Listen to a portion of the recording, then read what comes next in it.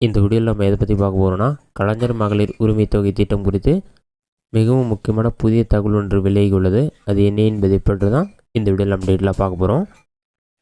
ஒட்டுமொத்த நாட்டிற்கே முன் உதாரணமாக குடும்பத்திற்காக வாழ்நாளெல்லாம் உழைத்து கொண்டிருக்கும் பெண்களின் உழைப்புக்கு கொடுக்கும் அங்கீகாரம் வழங்கும் வகையில் தமிழக அரசு குடும்ப தலைவிகளுக்கு மாதந்தோறும் 1000 ரூபாய் மகளிர் உரிமை தொகை வழங்கி வருகிறது.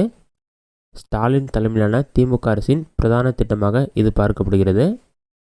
கடந்த தேர்தலில் திமுக பெண்களின் வாக்குகளை கணிசமாக பெற்றதற்காக மாதந்தோறும் 1000 ரூபாய் உரிமை தொகை வழங்கப்படும் என்ற வாக்குறுதியே காரணமாகும். 2023ஆம் ஆண்டு செப்டம்பர் முதல் இந்த திட்டம் தமிழ்நாட்டில் வெற்றிகரமாக செயல்படுத்தப்பட்டு வருகிறது. தற்போது தமிழக அரசு சார்பாக இந்த திட்டத்தின் மூலம் 1.14 கோடி பெண்கள் மாதந்தோறும் 1000 ரூபாய் மகளிர் உரிமை தொகையை பெறுகின்றனர்.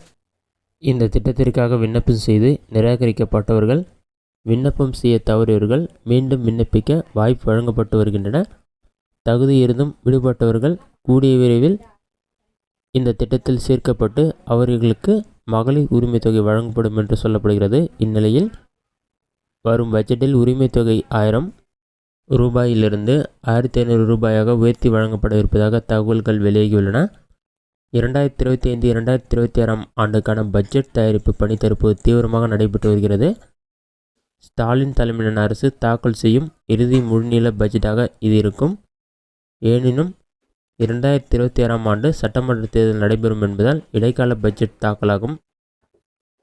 இந்த முழுநீள பட்ஜெட் கொண்டு தற்போது முதலே வாக்காளர்களை ஈர்க்க வேண்டும் என திமுக தலைவர் திட்டமிட்டு இருப்பதாக தெரிகிறது. சட்டமன்ற தேர்தலை மனதில் கொண்டு மகளிர் உரிமை தொகை உயர்வு போன்ற அறிவிப்புகள் வெளியாக வாய்ப்புள்ளது என கூறப்படுகிறது.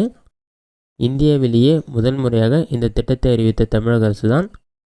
தமிழக அரசுக்கு பின்னால் மகளிர் உரிமை தொகை அறிவித்த பல மாநிலங்களில் 1500 ரூபாய், 2000 ரூபாய், 2500 ரூபாய் என வழங்கப்படுகிறது. இதனையும் அரசு தன்னுடைய பரிசீலனையில் ஆலோசித்ததாக சொல்லப்படுகிறது. 2025இல் கண்டிப்பாக மகளிர் உரிமை தொகை திட்டத்தில் விண்ணப்பிக்க தவறியவர்களுக்கு விண்ணப்பிக்க வாய்ப்பு வழங்கப்படும் என்றும், உரிமை தொகை 1000 ரூபாயிலிருந்து 1500 ரூபாய் வழங்க வாய்ப்பு இருக்கிறதாகவும் கூறப்படுகிறது. இதுதான் மகளிர் உரிமை திட்டம் குறித்து வெளியான மிகவும் முக்கியமான தகவல்.